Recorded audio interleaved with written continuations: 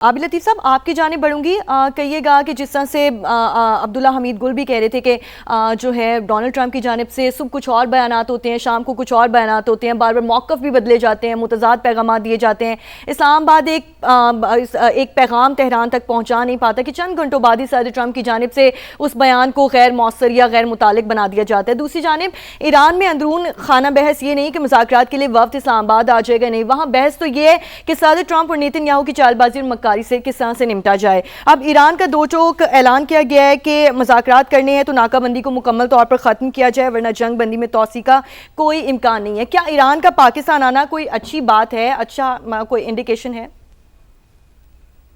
जी बिल्कुल, बहुत अच्छी बात है, क्योंकि ज़ाहिर है, देखिए जी, ये प्रोसेस तो नहीं रुका, क्योंकि ईरान ने जो पाकिस्तान जैसे फैसिलिटेशन और मीडिएशन कर रहा था, तो ईरान का पहले पाकिस्तान आना, इसका मतलब यही है कि ईरान जो है वो फर्स्ट पर्सन अकाउंट पाकिस्तान के साथ एक्सचेंज करना चाहता है, जो उसकी ऑब्जर्वेशंस हैं या जो कुछ उसके अब तक के कंक्लूजन हैं। लेकिन एक बहुत अच्छी बात है कि अब्दुल्ला हमीद गुल साहब हमारे भाई हैं, वो बहुत ऑप्टिमिस्टिक हैं। मैंने उनको थ्रू आउट देखा है पिछले 1.5 महीने में, और वो बहुत उनका एनालिसिस बहुत एप्ट होता है, बहुत टू द पॉइंट होता है।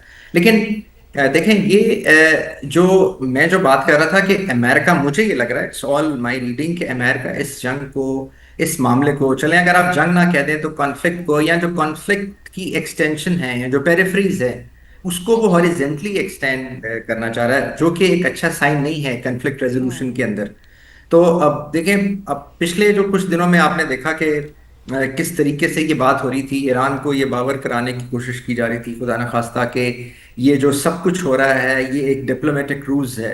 यानी यस। डिप्लोमेटिक रूज मीन कि ये एक डिप्लोमेटिक शरैड है, जिसके पीछे एक्चुअली अमेरिका अपनी तैयारी कर रहा है, इसराइल अपनी तैयारी कर रहा है, और आपको डिप्लोमेटिक एक एफर्ट के अंदर उलझाया हुआ है। और वो खुदा ना खास्ता वो नए शेर थे, और वो पाकिस्तान के जो दो, आपको पता है, जो स्पॉयलर्स हैं जो इस पूरी कॉन्फ्लिक्ट के अंदर, वो ये उनके सोशल मीडिया पे, उनके ऑफिशियल चैनल से ये बहुत सारी बातें की जा रही थी।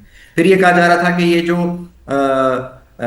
पाकिस्तान है वो मीडिएशन डायलमा के अंदर चला गया है। यानी मीडिएशन डायलमा में भी ये होता है कि जो मीडिएशन करा रहा है वो फैसिलिटेटिव मीडिएशन की बजाय डायरेक्टिव मीडिएशन या ट्रांसफॉर्मेटिव मीडिएशन शुरू कर दे। यानी वो उस मीडिएशन से आगे निकल के वो किसी एक पार्टी का हिस्सा बन जाए, और उस पूरे जो कॉन्फ्लिक्ट रेजोल्यूशन का मैकेनिज्म है उसको ट्रांसफॉर्म करने लगे अपनी लीड लेके, ऑन सही। Behalf of some one single party.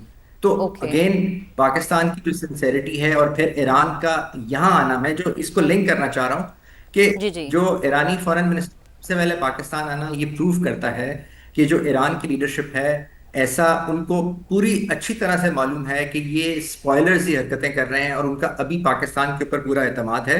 और वो इसीलिए एज ए फर्स्ट पर्सन जो टॉक है, उसके लिए वो पाकिस्तान आ रहे हैं, which is a very good sign, which is a sign बिल्कुल। दैट अगर अमेरिका की तरफ से अब कोई भी मूव आती है, तो पाकिस्तान इवन पहले से बेहतर पोजीशन में है कि वो इसमें मजीद फैसिलिटेशन कर सके।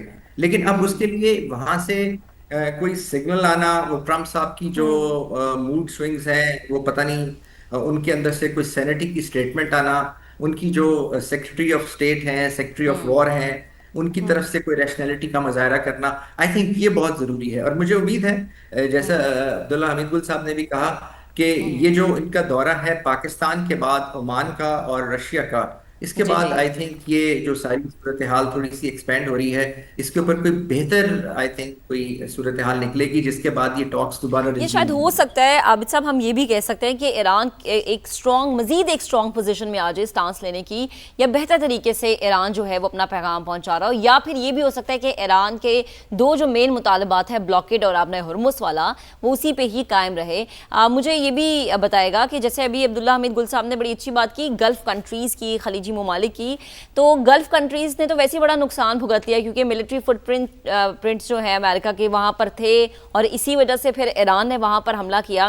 क्योंकि ये बात तो लिखी पड़ी है कि जो बात डोनाल्ड ट्रंप कहते हैं वो व्हाइट हाउस नहीं कह रहा होता, व्हाइट हाउस की स्टेटमेंट कुछ और होती है, फिर डोनाल्ड ट्रंप की कुछ और होती है, दोनों में तजाद होता है, और फिर एक नया ही मिक्सचर बन के सामने आ जाता है। तो अमरीकी सदर ने ये कहा कि जो नुकसान हुआ है ईरान का उसकी भरपाई अरब ममालिक करेंगे, लेकिन अरब ममालिक ये कहते हैं कि हमारा चार्टर ये कहता है कि अगर एक अरब मुल्क पे हमला हुआ तो इसका मतलब सब पे आपने हमला किया, तो ईरान इसकी भरपाई करे। तो ये भी एक मेन चीज़ है, ये भी एक मसला है जिसको रिजॉल्व होना है, या इसके ऊपर भी बात होनी है।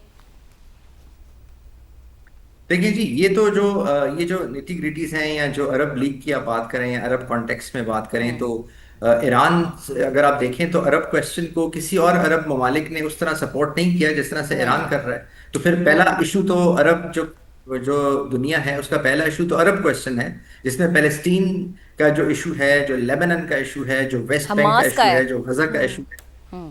जो हमास का, जी हमास और हिजबुल्लाह, इन सब का इसको हल होना है पहले तो वो उसको तो एक्चुअली ईरान परसू कर रहा है। तो आई थिंक ये जी ये जो है, आई थिंक ये इस तरह की चीजें जो हैं वो कहीं पे भी नहीं लेके जाएंगी। लेकिन देखें, जो गल्फ स्टेट्स हैं, अगर ये मामला और बढ़ता है और खुदा ना खास्ता ये सूरत हाल कंट्रोल में नहीं आती, तो वहां तो पीने का पानी खत्म हो जाएगा। वहां पे तो जो सूरत हाल है, जिस तरीके से उनकी इकोनॉमी इफेक्ट हो रही है, क्योंकि वो एक आर्टिफिशियल कंस्ट्रक्ट है, वो आर्टिफिशियल कंट्रीज हैं, जो कि उनकी एक ही सिंगुलर ट्रेड पे वो डिपेंड करती हैं, पेट्रो डॉलर इकोनॉमीज हैं। तो वो तो फिर खुदा ना खास्ता उनकी तो सस्टेनेंस और महीने 2 महीने के अंदर बहुत मुश्किल हो जाएगा उनका तो सरवाइव करना। तो आई थिंक ये जी इसलिए वो जो और अगर अमेरिका उनका दोस्त है और अमेरिका कहता है कि जी उसका जो पॉलिटिको स्ट्रेटेजिक ऑब्जेक्टिव है वो actually peace and tranquility in Middle East और गल्फ स्टेट्स उसके अंदर है, तो फिर अमेरिका को जो है जी टेबल पे उस तरह से बिहेव करना चाहिए,